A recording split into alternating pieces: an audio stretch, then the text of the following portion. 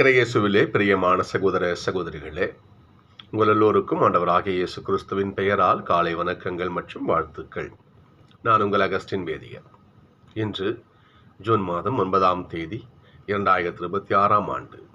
ஆண்டவரின் மடியில் 5 நிமிடங்கள். சகோதர சகோதரிகளே, விவிலியத்தில் சொல்லுகின்ற அனைத்து விஷயங்களையும் நாம் புரிஞ்சுக்கணும்னு சொன்னால், அந்த விவிலியம் எந்த பின்னணியில் எழுதப்பட்டதை நம்ம தெரிஞ்சுக்கணும்.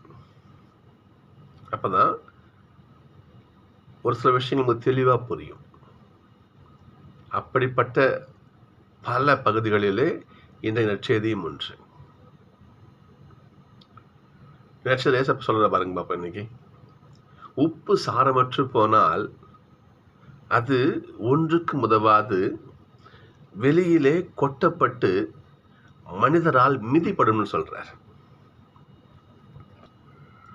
நாம் கேட்க வேண்டிய முக்கியமான ஒரு கேள்வி, உப்பு சாரமற்று போகுமா? உப்பு பயன்படுத்த முடியாத நிலைக்கு தள்ளப்படுமா? சரி, அப்படியே உப்பு பயன்படுத்த முடியாத நிலைக்கு போனாலும் அதை காலில் கொட்டி மிதிப்பாங்களா? இப்போ விவிலியம் சொல்கின்ற இந்த ஓமைக்கு ஏதாவது ஒரு பொருள் இருக்கணும் இல்லையா? ஏசப்பா சும்மா சொல்ல மாட்டாருல்ல. இதற்கு மாபெரும் ஒரு ஒரு கலாச்சார பின்னணி உண்டு இதற்கு. நாமெல்லாம் இப்போ இந்த காலத்தில் சாப்பாடு சூடாகணும்னு வச்சுக்கோங்க, என்ன பண்ணுவோம்? நம்ம ஹாட் பாக்ஸ்ன்னு நம்மகிட்ட ஒன்று இருக்கும். அதை வச்சு நம்ம எம்எஸ் சுட சோறு இருக்கும், நம்ம சாப்பிட்றது. அது இந்த காலத்தில் இருக்கின்ற ஒரு முறை. அந்த காலத்தில் சாப்பாடு சூடாகணும்னு வச்சுக்கோங்களேன், சூடாகவே இருக்கணும் அப்படின்னா இஸ்ரேல் மக்கள், யூதர்கள் ஒரு வழியை பின்பற்றினாங்க. அது என்ன வழின்னு சொன்னால், அடுப்பு அவர்கள் உண்டாக்கும் பொழுது, அந்த சமைக்கிற அந்த இடத்தை உண்டாக்கும் பொழுது மண்ணில் கொஞ்சம் பள்ளம் பறிப்பாங்க. அந்த பள்ளம் பறித்து அதில் உப்பை கொட்டுவாங்க. அந்த பள்ளத்தில் கொஞ்சம் உப்பு கொட்டுவாங்க. அதற்கு மேலே என்ன பண்ணுவாங்க? கருங்கல் பலகை இல்லை, கற்பலகையை மேலே போடுவாங்க. அதற்கு மேலே என்ன பண்ணுவாங்க?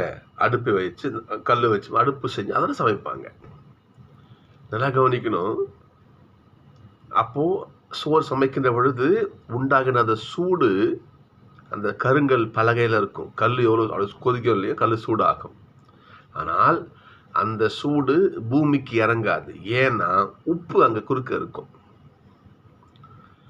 அப்போ அந்த கருங்கல் ரொம்ப நேரம் சூடாகவே இருக்கும். அப்போ அதற்கு மேலுள்ள சமையல் பொருளும் சூடாகவே இருக்கும். எப்படி யோசிச்சிருக்காங்க பாருங்க. நல்லா கவனிக்கணும். உப்பு தண்ணியிலே ஒரு விஷயத்தை கடத்தி கொண்டு போகாது. இப்போ கரண்ட்டுன்னு வச்சுங்களேன், ஒரு குச்சியில் ஒரு காய்ந்த குச்சியில் தொட்டால் கரண்ட் அடிக்கும், ஷாக் அடிக்குது. ஏனென்றால் அந்த காய்ந்த அந்த விறகானது அங்கே இருக்கிற மின்சாரத்தை கடத்தி கொண்டு வராது. இது பச்சை குச்சின்னா கடத்தி கொண்டு வரும். அப்போது ஒரு பொருள் கடத்தும் தன்மை என்பது மிக முக்கியமான ஒன்று.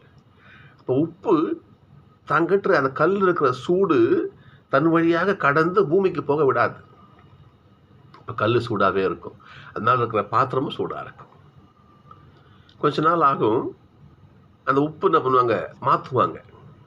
அப்படி அந்த கருங்கல் பலகை எடுக்கும் பொழுது அந்த உப்பும் எப்படி இருக்குன்னா, அந்த கருங்கல் பலகை மாதிரி அப்படியே ஒரு கட்டை மாதிரி அதுவும் அப்படியே ஆகிடும். எடுத்து வீட்டில் வச்சுப்பாங்க. அதை எப்படி பயன்படுத்துவாங்கன்னா, நம்ம வெளியே போயிட்டு வரும்போது கால் தொடச்சிட்டு உள்ள அந்த கால் மிதிடுறோம் பார்த்தீங்களா? அந்த மாதிரி இந்த உப்பு பலகையை கால் மிதியாக பயன்படுத்துவார்கள். இப்போ வெளியே போயிட்டு வரும் பொழுது ஒரு மழை காலங்களில் இந்த உப்பு பலகையை வீட்டு வாசலில் போட்டு என்ன பண்ணுவாங்க? அதை கால் தொடச்சிட்டு உள்ளே போவாங்க. இது யூதர்களுடைய ஒரு பழக்க வழக்கம். இதை ஆண்டவர் இயேசு பார்க்குறாரு. மக்களை பார்த்தீங்களா? அந்த உப்பு நல்லா இருக்கும் பொழுது அதை சாப்பாட்டில் போட்டு நம்ம உள்ளுக்கு சாப்பிட்டோம். இப்போ அது தன்னுடைய தன்மையை இழந்து அங்கே பாருங்க, காலில் மிதி பொழுது பாருங்க. இப்போ அதுக்கு சாரம் கிடையாது, பயன்படுத்த தன்மை கிடையாது. எப்போ தன் சாரத்தை தன் தன்மையை இழக்கிறதோ அங்கே பாருங்க, காலில் மிதி விடுத்து பாருங்க. அதை போலத்தான் நீங்களும் நீங்கள் உங்களிடத்தில் இருக்கும் நன்மைத்தனத்தை எப்பொழுது இழக்கிறீர்களோ, இந்த உப்பை போலத்தான் நீங்களும் பலராலும் மிதிக்கப்படுவீர்கள், அவமானப்படுத்தப்படுவீர்கள் என்று ஏசப்பா. இந்த ஓமையில எவ்வளோ பெரிய பொருள் பாருங்க. அடுத்து பாருங்க பார்ப்போம். நீங்கள் ஒளியாக விளங்குங்க. 4 மக்களுக்கு உங்களை நீங்க 4 மக்கள் முன்னேற ஒரு வழியா இருங்க. நீங்க மற்ற மனசுல இருக்கிற இருளை அகற்றும் ஒரு ஒளியா விளங்குங்க. அப்ப நீங்கள் உப்பாக ஒளியாக இருக்கின்ற பொழுது உங்களால் ஆண்டவர் புகழப்படுவார், உங்களால் ஆண்டவர் மகிமைப்படுத்தப்படுவார். கடைசி பகுதி பாருங்களேன். உங்கள் நற்செயல்களை கண்டு உங்கள் விண்ணக தந்தையை அவர்கள் போற்றுவார்கள். அப்போ நான் ஒரு இழிவான செயல் செய்யறேன்னா என்னால் ஆண்டவர் இகழப்படுகிறார். இவெல்லாம் ஒரு கிறிஸ்தவன் சொல்லுவாங்களா இல்லையா? யோசிச்சு பாருங்க. கிறிஸ்துவின் பெயர் இழிவுபடுத்தப்படுகிறதா இல்லையா? சிந்திச்சு பார்க்கணும். நம்ம இப்ப நான் செய்கின்ற ஒரு காரியம் என் ஆண்டவருக்கு மகிமையும் கொண்டு போய் சேர்க்கும், இழிவையும் கொண்டு போய் சேர்க்கும். சிந்தித்து பார்ப்போம். நான் என் ஆண்டவருக்கு நல்ல பெயரை பெற்றுக் கொடுக்கிறேன்னா, அவ பெயரை பெற்றுக் கொடுக்கிறேன்னா, அந்த சாரம் நமக்கு இருக்கணும். முதல் வாசகம் பாருங்க. சாரிபாத்து பெண் எலியா வராரு, அம்மா அவங்க தண்ணி கொண்டாம்மா அப்படின்றாரு. அந்த அம்மா போறாங்க, அம்மா போயிருக்கு, ஒரு அப்பம் சுட்டு கொண்டு வா, பசிக்குது சாப்பிடணுங்கிறாரு. அந்த அம்மா சொல்றாங்க, ஐயா வாழும் கடவுள் மேல ஆணை, வீட்டில் கொஞ்சோன்னு ஒரு கைப்பிடி மாவு இருக்குது, கொஞ்சம் எண்ணெய் இருக்குது, 2 சொல்லி பொறிக்கணும் போறேன். நாங்கள் ஏதோ அந்த கொஞ்சம் மாவில் அப்பம் சுட்டு சாப்பிட்டு அடுத்த வேலைக்கு சாப்பாடுலாம் நானும் என் பிள்ளையும் செத்து தான் போகணும், நிலைமை தான் சொல்கிறாங்க. எலியா சொல்கிறாரு, நீ போ, முதல்ல எனக்கு அப்பம் சுட்டு கொண்டு வா சொல்கிறார். அந்த வார்த்தையை கேட்டு அந்த வார்த்தையை நம்பி என்ன பண்ணுறாருங்க, அந்த சாரிபாத்து கைம்பெண் அப்பம் சுட்டு கொண்டு வந்து அவர் கொடுக்குறாங்க. நம்பிக்கை, விசுவாசம், இறைவாக்கினர் சொல்றாரு நல்லது நடக்கும் என்ற நம்பிக்கை, இதுவும் சாரம் தானே. அப்போ நம்ம இடத்துல இருக்கும் நல்ல குணங்கள், நற்செயல்கள் கடவுளுக்கு மகிமையும் மேன்மையும் பெற்றுக் கொடுக்கும்.